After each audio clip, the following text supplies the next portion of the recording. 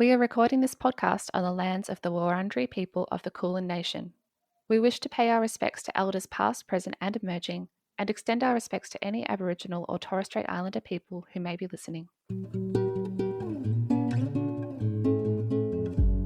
Hi everybody, my name's Priscilla. And my name is Elise. Welcome to Novel Feelings, where we discuss representations of mental health issues in fiction novels.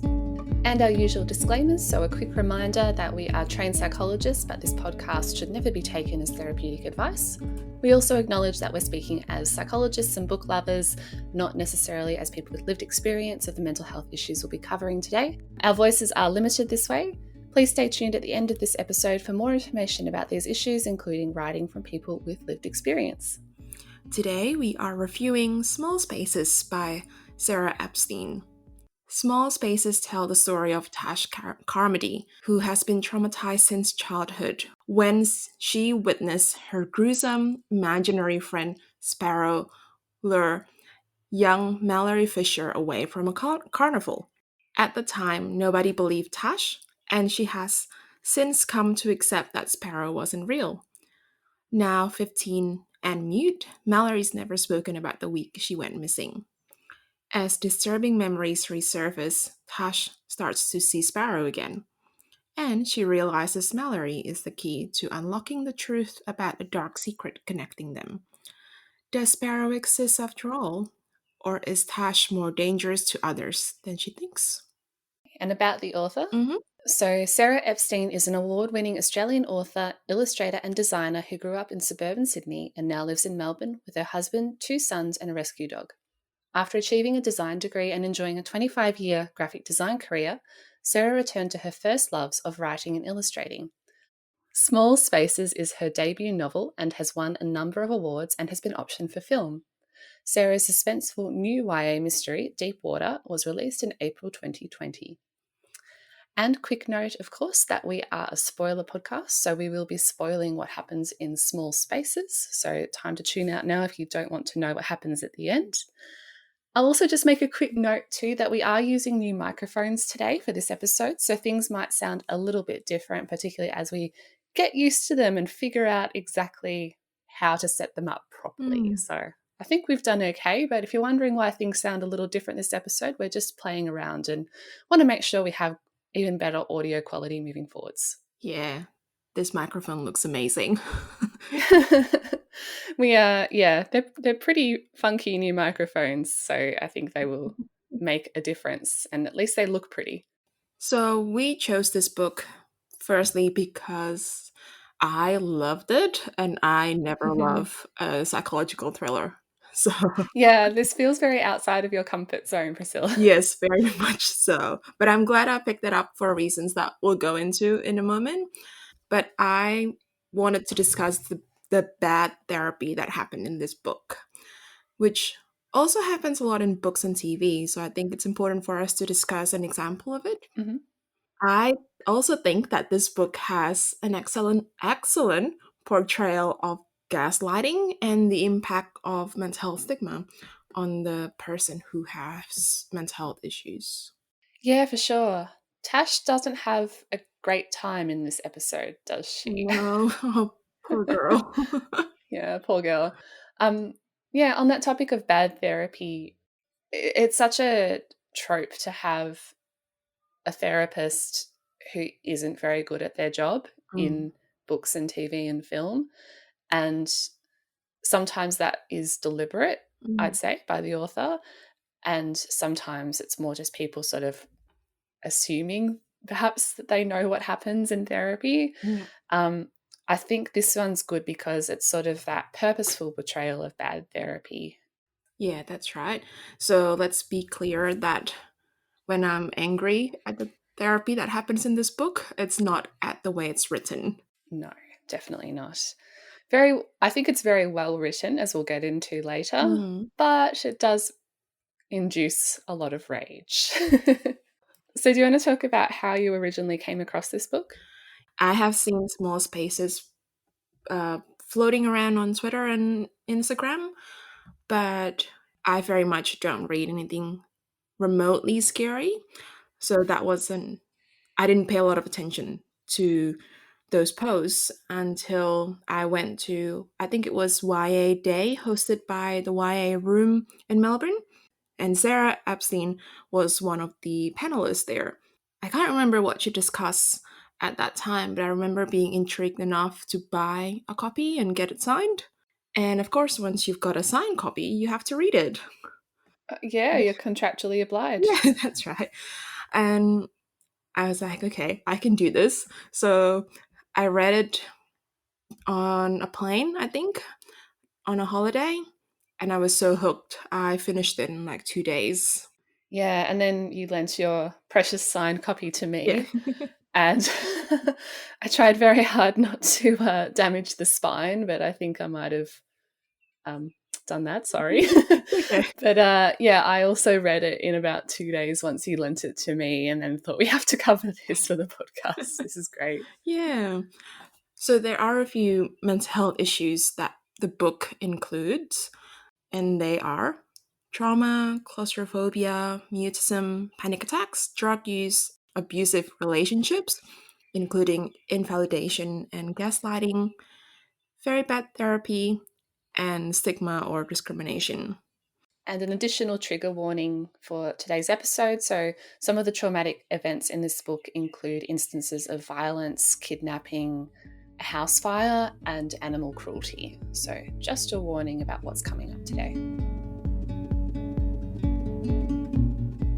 Let's get started. We've got a lot to talk about in this episode. Yeah. Okay. So, the book opens with Tash experiencing claustrophobia in a small ice cream shop in the town of Port Bellamy. Her best friend Sadie is hoping to impress a girl who works in the shop. Before Sadie could order, however, a group of girls enters the shop, including a girl called Rachel Tan. Rachel is an ex-friend turns mean girl who cuts in line in front of Sadie. Tash is desperate to get away, but Sadie won't let it slide. So, naturally, Rachel insults both of them and humiliates Tash by revealing in front of everyone that Tash once wet herself during a sleepover and spoke in her sleep about someone named Sparrow. Tash is now upset. Mm. Understandably. Yeah, I really like this scene because it sets up the book so well. Like we see Tasha's anxiety in the small space. Small space. Eh, Already we're getting to small spaces. yeah. Yep. So the atmosphere is immediately tense, and we're also shown the stigma attached to mental health issues, as well as a bit of her history right away. We also see Sadie protecting Tash, both by telling her to take deep breaths and standing up for her.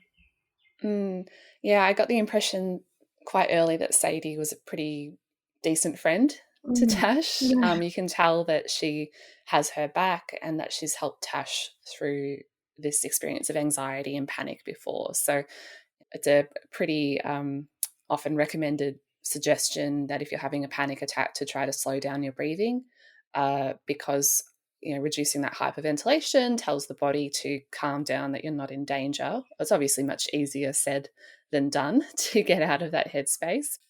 So as the novel progresses, we begin to learn about a girl named Mallory Fisher. So Mallory was taken from a carnival when she was about 6 years old, and she actually disappeared for 7 days. Eventually, she resurfaced in a national park, but she never spoke another word. The Fishers then left town, and we learned that Tash has a bit of a connection to the family. We start to learn about Mallory through the use of the news articles, so kind of flashing back to what was happening and how it was being reported at the time. Yeah, I love the use of news articles and transcripts in this book. It's such a good way of giving information without info dumping through a character. We also learn about Tasha's family. She lives with her mother, father, and a 9-year-old brother, Tim. Tasha's mother doesn't seem to trust Tash to be capable of much. Their father also has a sister called Ellie, described as a bohemian art hippie type. They do not get along. No. Mm. Tash's mother, at this point of the story, is worried about Tash waitressing at an upcoming party at the Fishers. Yeah, so Tasha's mother's lack of trust is I guess, understandable once you sort of learn more about what actually happened to Tash and the Mm. family. But it is very frustrating to read, even if it might come from a good place. Yeah, absolutely. And so, as the novel progresses, we start to piece together more of the backstory about Tash and her connection to Mallory Fisher. Essentially, when Tash was about 8 or 9, she was sent to her Aunt Allie's house so that her parents could adjust to the birth of her little brother Tim. While Tash was staying there, this strange man began visiting her at night. So Tash described that he would sit on the windowsill, tilting his head to one side like a curious sparrow, and was really quite scary looking with rotten teeth, sores, and pale skin. And this man would tell her to be quiet and say that they'd play a game together, telling her to close her eyes and to count to 50. And eventually she fell asleep and he was gone in the morning. And she told Ellie about it the next day, but Ellie told her that it had just been a dream, and that Tash had called her into the bedroom because she was having a nightmare. Tash doesn't remember doing this though. Mm. Allie's the worst. Yeah, I mean, at this stage we don't really know what's happened, but We don't. it's not painting a very sympathetic picture towards Ellie. No. Um, in any case, Sparrow keeps visiting Tash in the house at night, and at one stage he actually lures her into the garden during the day and almost drowns her in, I think, a river or a waterhole down the Yeah. bottom of the garden, which was a really scary scene to read about, I've got to say. Yeah. Things culminate at a carnival where Sparrow attempts to take Tash away. However, he is unable to do this and eventually takes another girl, Mallory Fisher, little sister of Tash's friend Morgan.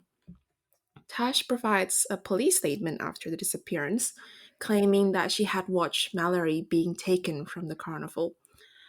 The police appear to have dismissed this, as there is no mention of a suspect anywhere in news report following Mallory's disappearance, and it's presumed that she's wandered away from the carnival. Present day Tash is embarrassed of this police statement, believing that she made up the story for attention. Mm. So it's not clear to the reader at this stage whether Sparrow is real or not. Mm. Tash tried to explain what she saw to others. No one believed her. And Tash explains to the reader that she has come to the understanding that Sparrow is actually an imaginary friend that she invented when Tim was born, which is supported by her psychiatrist. So this is Dr. Ingrid Ballantine, who she started seeing when she was 8 years old, shortly after Mallory's disappearance. So we get transcripts of their sessions from when Tash was about 8 until 17 or present day. Yeah.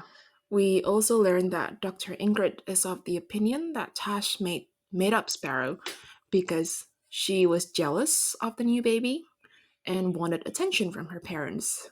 And her symptoms, like the bedwetting and the panic attacks, are all made up for attention. Ah, Yeah. you have to read the transcript to understand why it's so frustrating, I feel, but we will try to explain why. Yeah. One thing I really noticed was Dr. Ingrid never outright states that she doesn't believe Tasha's version of events, but she asks lots of closed leading questions. So things like, so you really needed a friend? Do you think you do or say things sometimes to get attention from your mom and dad?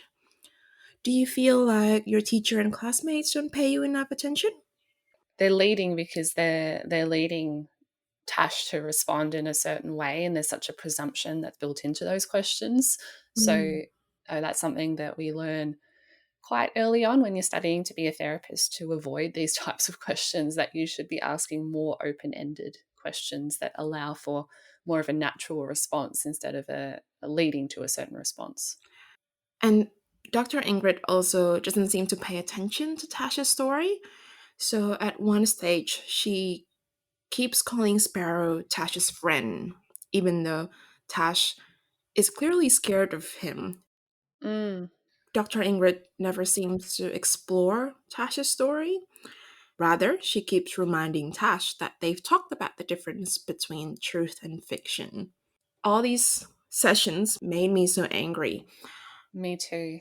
Mm. Psychiatrists and psychologists are in a position of power, and to entirely dismiss a child's experience in this way is so damaging.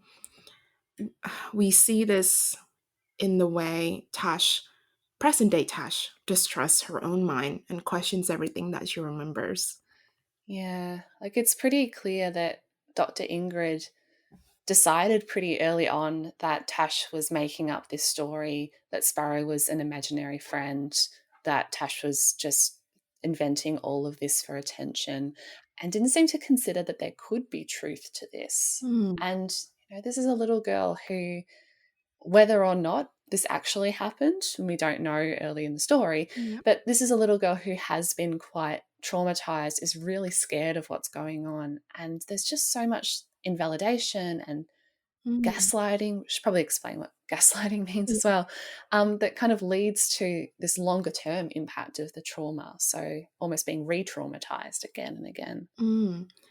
Gaslighting isn't just lying. Gaslighting is really all about manipulating someone. Yeah, it's essentially one person manipulating another so that they stop sort of believing their own experiences, so questioning their own memory, their own judgments, their own perceptions. And it's a form of abuse. Mm, Um, you know, of course, people can do this accidentally.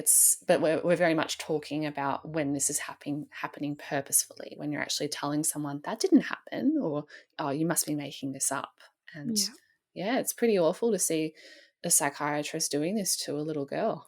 Yeah. So I suppose we should say that Dr. Ingrid doesn't seem to be gaslighting in this instance because she doesn't know what really happened, Hmm. but she's very much invalidating Tasha's experience or memories. Yeah, absolutely. It's not technically gaslighting, but we it's the word that comes to mind. Mm, Look, the book doesn't present this as okay, though, does it? no, and that's the thing that I love about this book, and that these things obviously are terrible and they are presented as such. Anyway, back to the plot. So Tash describes that her mum got sick of the nightmares about Sparrow for months afterwards, and her family start to believe too that this is all part of the ongoing attention seeking behaviour. And yeah, Tash describes that she was actually terrified of Sparrow coming back and getting her or hurting her in some way. Oh, it's so sad. I know. And it makes me even angrier because it feels like all these adults are failing her. Definitely. And so, following her encounters with Sparrow and Mallory Fisher's disappearance, Tash experiences what she calls a childhood of psychiatric appointments and panic attacks. She ends up becoming quite claustrophobic and frequently has panic attacks at school. And as demonstrated by Rachel at the start of the story in the ice cream shop, Tash sort of becomes known for these panic attacks in quite a negative way. So her anxiety is stigmatized as being attention seeking. And when she experiences an episode of claustrophobia at one point in the story, she has students asking her if she's the crazy girl and people mimicking hyperventilation around her, that kind of thing. And it's just astounding how much stigma there is. But, I'd like to think that things are getting better in terms of mental health stigma, but we know that realistically it's still pretty profound how much it Mm, impacts people. mm, Um, and particularly when things get more complex, it's bullying what's yeah. happening. And I think it's that word, attention seeking. Once you slap that on someone, you you don't see their symptoms as genuine. And then, yeah, her mother also thinks she's attention seeking too. So, Yeah. and yeah, her mum doesn't trust Tash to look after herself, even though Tash is quite determined to prove her wrong. And Mm. she wants to be able to go away to university and have a fresh start once she finishes school too. Yeah, and like you, I am torn about Tasha's mum. On one hand, a lot of what she's trying to do is about protecting Tash, and it seems a lot of her attitude towards Tash and her difficulties is due to what she's been told by professionals, such as Dr. Ingrid. Mm-hmm. And it would have been difficult dealing with a new baby and a child with panic attacks. But there's just this dismissal towards Tash that's really frustrating to read. It goes back to the belief that she's attention seeking and therefore can stop whenever she wants. Yeah, exactly. So in the present day, Tash is starting year 12. So with Mallory's disappearance fresh on her mind, she's on edge and tends to think that Sparrow is following her. And then throughout the book, a series of disturbing events happen. So, first of all, a dead sparrow shows up on her doorstep. And then eventually, a box of sparrows show up. And at one point, Tash loses her little brother in the shopping centre after believing that she saw Sparrow in the crowd. Mm-hmm. Yeah, just really scary things that are happening and that make Tash kind of question herself too. Yeah. And then throughout the book, Tash renews a friendship with Morgan Fisher, so it's Mallory's older brother, but ends up being quite suspicious of him too. And because she's starting to see Morgan again, she starts seeing Mallory again, even though they haven't really had any interaction before, or at least not since the kidnapping. Yeah. So because Tash doesn't even trust herself, it's hard to know who to trust, which is exactly what you want from a psychological thriller. Tash is an unreliable narrator and experiencing a lot of paranoia as a result of all of the gaslighting that she's experienced, where she feels that she can't trust herself. Mm. So there's a lot of questions happening throughout the book about what happened, who's to blame, is Sparrow real, did somebody else take Mallory, and so on. Yeah, and what's Tash's role in all of this as well? Yeah, definitely.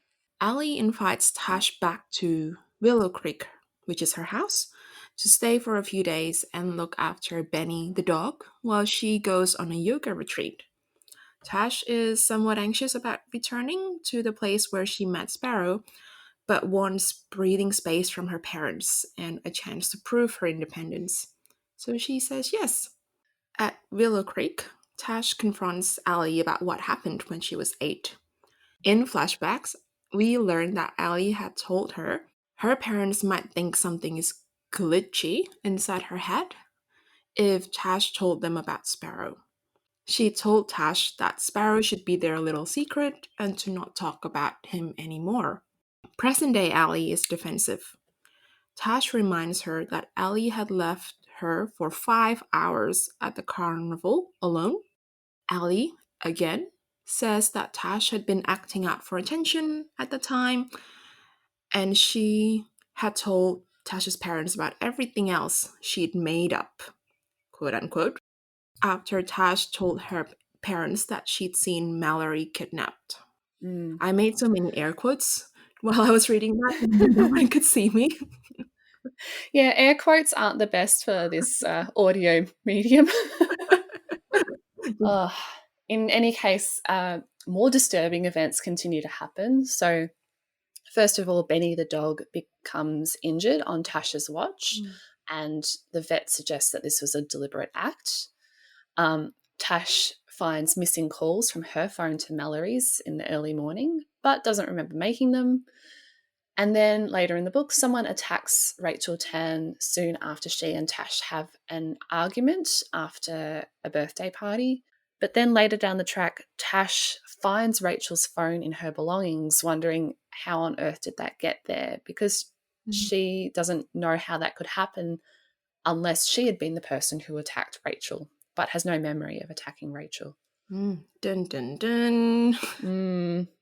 I should probably mention at this point that we learn more about Mallory too as the story goes along. So we get bits and pieces based on what Morgan has said, but by this point, Mallory and Tash have had some communication. So Mallory, she's, I think, 15 by now, and she is still, as you would expect, quite affected by being taken as a child. Yeah. Mallory tells Tash that she has something called traumatic mutism. So they communicate by text message. So Mallory doesn't talk, essentially. So As she says to Tash, every time the police tried to question me about what happened, I'd seize up. And ever since then, it's like my brain just doesn't know how to do it anymore. I block on words and end up gaping like a goldfish. She also tells Tash that she has something called dissociative amnesia. So she's been told that although she has memories of what happened to her, they're deeply buried in her mind and can be triggered, but she can't sort of recall them intentionally. So I actually looked into these labels to see if they're accurate or not. Mm-hmm. So I looked at traumatic mutism and found some information on it. From what I can find, is that it is possible for a child to become mute as part of a post traumatic stress, but usually the child avoids talking about aspects of the trauma itself or has difficulty talking in environments where there were no issues before, rather than becoming completely silent. And this sort of difficulty speaking about an event or in certain environments is not to be mistaken for selective mutism, which is more about anxiety. It is a misconception that those with selective mutism have been traumatized. Where I'm actually surprised about this one, dissociative amnesia actually is in the DSM 5. DSM 5 is the Diagnostic and Statistical Manual, 5th edition, which is basically the book that mental health professionals go to for diagnostic criteria for mental health Mm. issues. Some people call it the Bible for mental health professionals. Yeah. Although, it does have a lot of issues with it and Mm, controversies, but in any case, I want to say just like the actual Bible, but I think that's just more like the actual controversial. Bible. So maybe it is a pretty good analogy. Yeah. um, I suppose I'm surprised because dissociative amnesia is such a trope in thrillers and mysteries. Yeah, I Mm, think, it is real. It does happen, mm, but it's just not very common. So essentially, it is the inability to recall autobiographical information, usually after a traumatic or a stressful event. So this amnesia might be specific to an event or a period of time, or just a specific aspect of the event, or it can be quite generalized, like what a lot of people think of when they hear amnesia. So actually losing a sense of identity and life history in all of your memories. But um, in any case, it's just it's different to normal forgetting. It's actually sort of loss of a period of time. mm, Mallory, she has this as a response to the trauma she went through. Although, of course, we don't know what actually happened. She doesn't know what happened mm, either. So this response, it is possible. It's just not particularly common. It's not sort of classic PTSD, mm. which we have talked about in our ACOMAF episode Yeah. a little bit more. So, although we do get a hint of some other sort of more classic trauma reactions too. So, for example, Mallory is hypervigilant, which means that she's very jumpy and easily startled. And that's quite a common trauma reaction, often within PTSD. But yeah, it's not from Mallory's point of view, so we sort of don't get a sense of many of Mm, the more invisible aspects of PTSD, like the thought processes that might be happening. mm. So Tash is quite disturbed after finding Rachel's phone in her belongings, and the night before a dinner party ends up drinking wine to soothe her nerves and shows up quite drunk to the Fisher's place, which is not a good look, unfortunately. So Mallory went back with Tash that night, and they're drinking while they're talking. And this is at Willow Creek. Yes, this is at Yeah. Willow Creek. Um, and they're both pretty drunk when they fall asleep. When Tash wakes up, Mallory's gone. She's in the bathroom. She can't remember how she got there, and she finds scrape marks on her ankles. Tash is afraid that she's done something to Mallory without realizing. She calls Sadie for help, and while waiting for Sadie to arrive, she pokes around Willow Creek. Dun-dun-dun. She discovers that Ellie lied about her yoga retreat and had visited someone named Patrick Jonas in prison.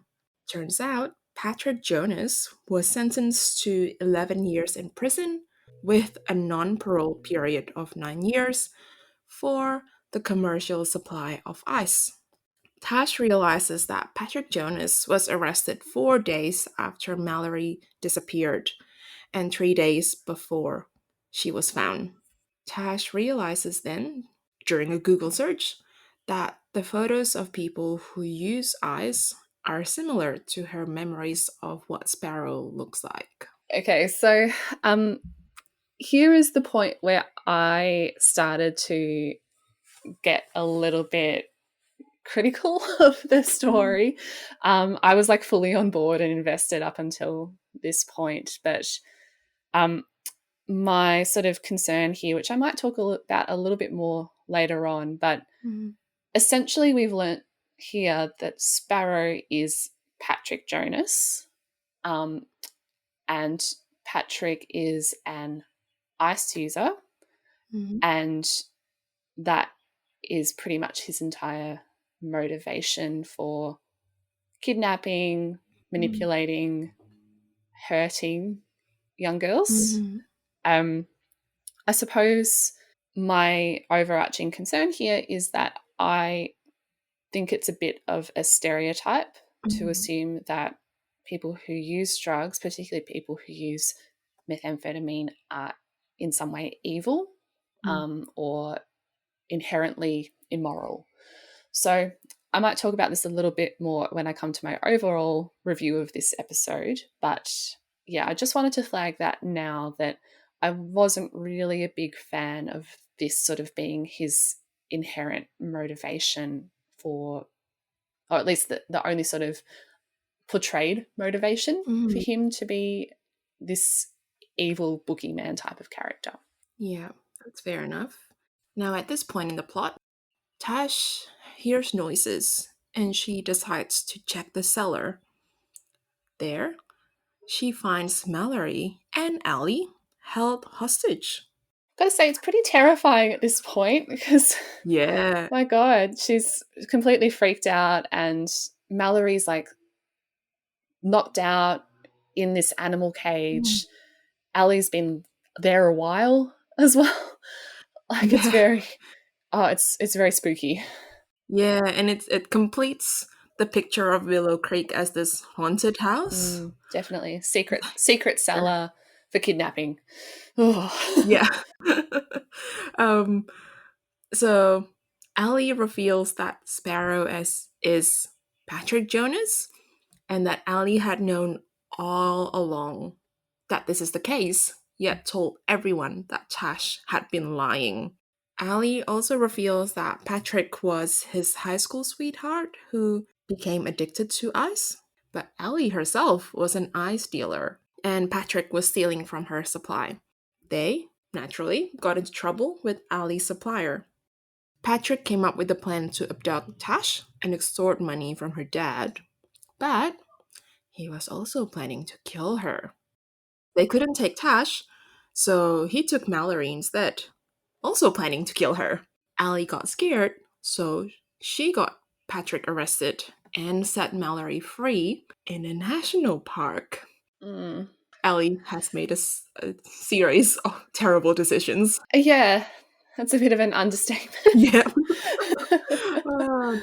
This is a 6-year-old that she set free to wander in a national park. Yeah, I mean, like, she obviously has some tiny piece of her that is still, ethical, and didn't want to hurt this 6-year-old girl, but she's in pretty deep at that point. Yeah, she drew the line at murder, but not kidnapping. It's okay to traumatize the child, just not to murder the child. Yeah.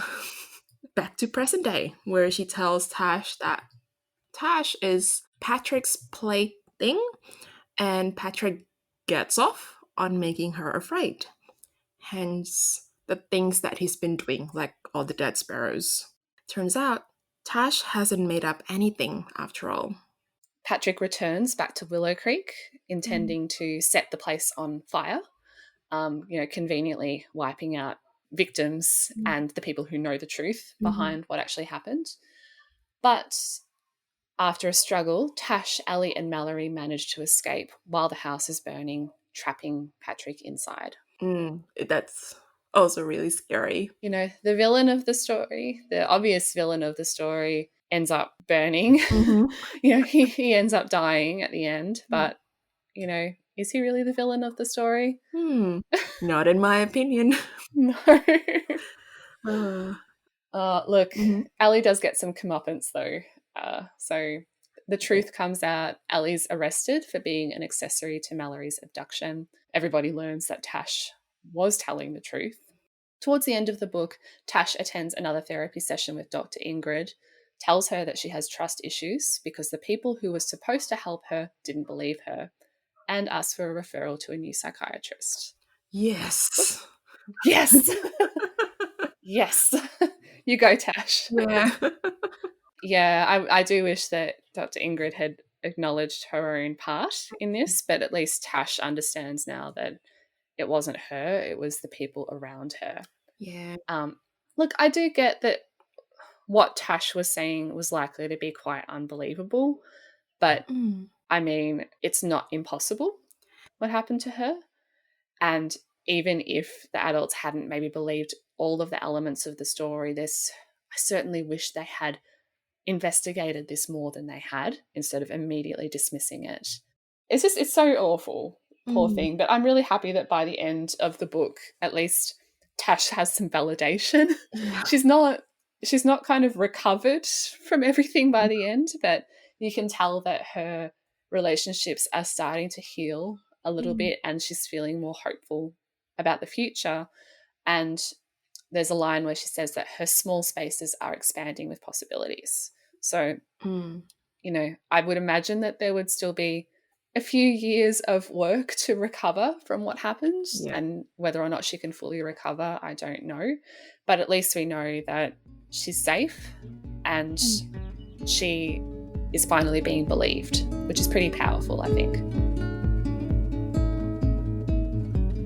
What are your favorite moments, Elise? I had one standout part, in case you hadn't guessed already, which was the point where Tash says that she needs a referral for a new psychiatrist. I think I actually punched the air when I read that.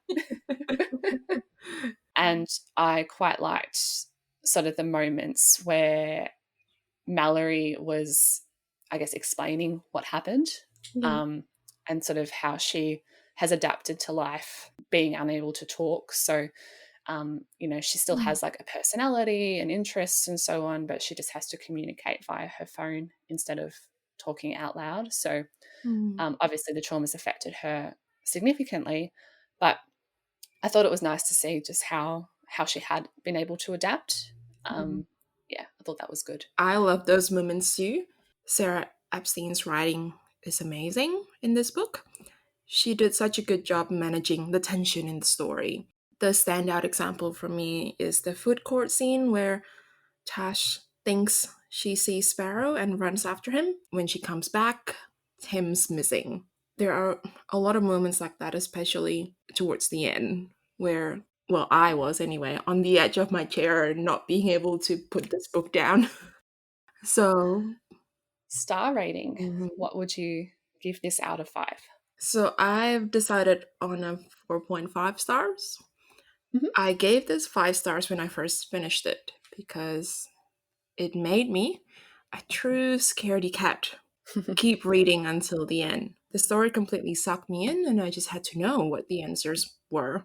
Part of why I really enjoyed the portrayal of bad therapy in this is because it's a good reminder that mental health professionals are powerful.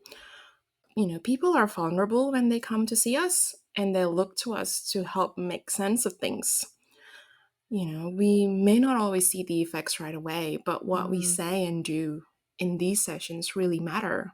We have an impact on someone else's life, and it's a huge responsibility to make sure that that effect is a positive one. The reason I took off a half star is because after discussing it with you, I take your point about Sparrow's characterization.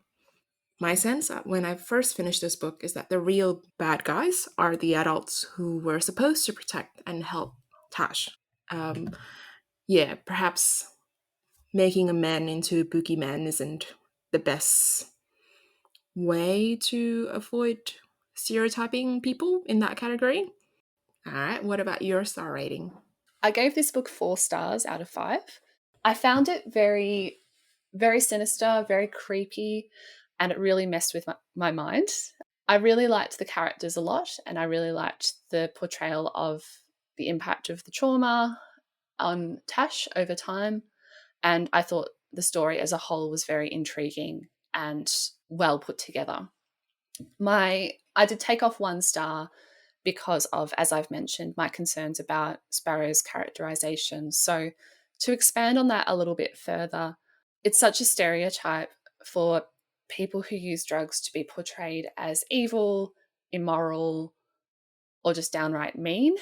Um, and the reality is that a lot of people who use drugs, including people who use ice or crystal methamphetamine, do not fit that stereotype.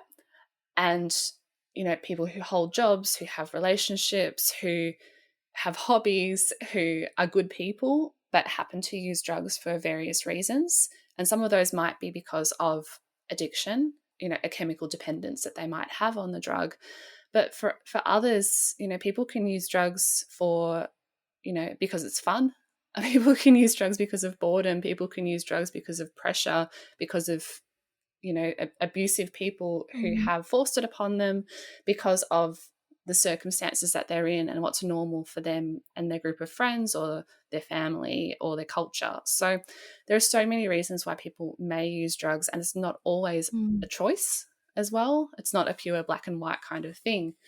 And what I find frustrating about portrayals like Sparrow's and other portrayals, it really fits the stereotype to quite an extreme sense. So in this case, Sparrow is described as being like a drug addict or drug adult. He's described as looking terrifying as well. And although people who use drugs do Mm. often have a physical impact on their appearance, again, it doesn't always look that way. You can't tell whether someone's a drug user just by looking at them. Yeah.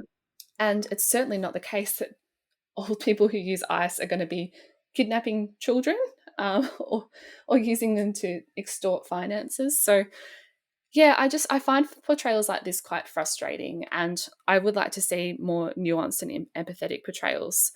I would have forgiven this a little bit more if Sparrow had been given more motivation or backstory that wasn't just related to his drug use. So I just would have liked a bit more nuance. That doesn't mean I wanted to feel empathy for Sparrow. I just wish that his motivation for doing what he'd done had been a little bit more complex or fleshed out.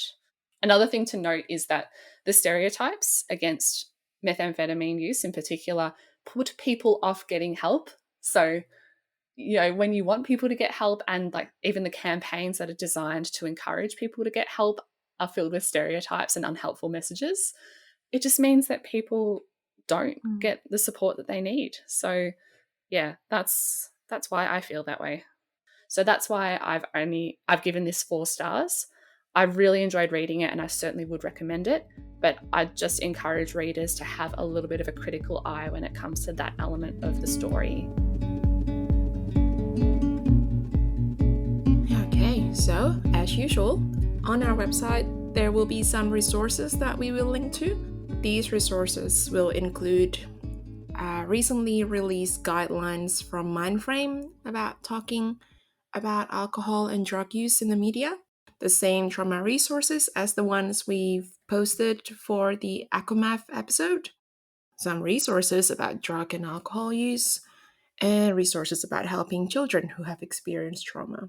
If you like this book and you're interested in reading something similar, I wouldn't say I've come across anything that's exactly like this, but the book did remind me of Mm. Gillian Flynn's thrillers, even though they are adult rather than young adult. So Gone Girl, Dark Places, and Sharp Objects all spring to mind as being quite similar in terms of pace and the sort of Mm. psychological elements that happen.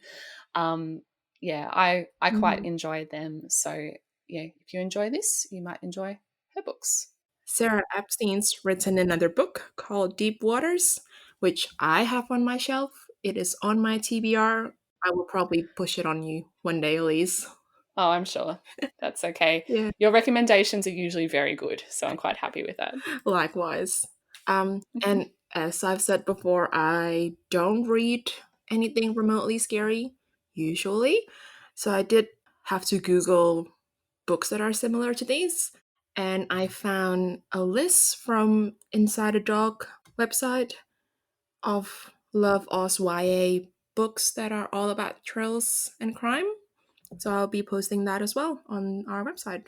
And in terms of voices from lived experience, so on our blog, we will be linking to 2 articles. So one is from ABC News Australia, where people who have experienced gaslighting talk about that experience and what it meant for them, particularly in a domestic violence type of context. We'll also be linking to an article from Body and Soul, where Sarah Vogler talks about her experience with addiction to ice or crystal methamphetamine. So Sarah features on a documentary series, which I believe is on SBS Australia, Yeah. which is all about getting help and support for addiction. So I'd certainly recommend checking that out if you want the perspective about stereotypes and how that might impact on somebody and their help-seeking journey. And that's all for today. Next week is our final review episode for season 1. Be sure to check it out. We will also be reviewing another thriller, but maybe one that is a little bit older than this one. So, for all of the resources and information that we've mentioned before, check out our website, novelfeelings.com. We post an episode summary, links to further reading for each episode, and we also have a mental health resources page to learn more about getting support for yourself or somebody you care about, or to learn more about mental health in general. If you like us, please leave us a review on Apple Podcasts or wherever you get your podcasts. If you would like to ask us a question or to chat, you can send us a message via our website. To keep up to date with us, remember to follow us on social media. So you can check us out on Twitter at novel_feelings and Goodreads via goodreads.com/novel_feelings. If you would like to follow my general thoughts on the books that I love or maybe not love so much, I am on Instagram at pavedwithbooks with an extra S. Yes, everybody go and follow Priscilla on Instagram, please. That would be great. All right. All right, well, that wraps us up for our episode today. Thank you for listening to our review of Small Spaces. I hope you can tune in for our season finale next week. Yeah, it'll be fun. See ya.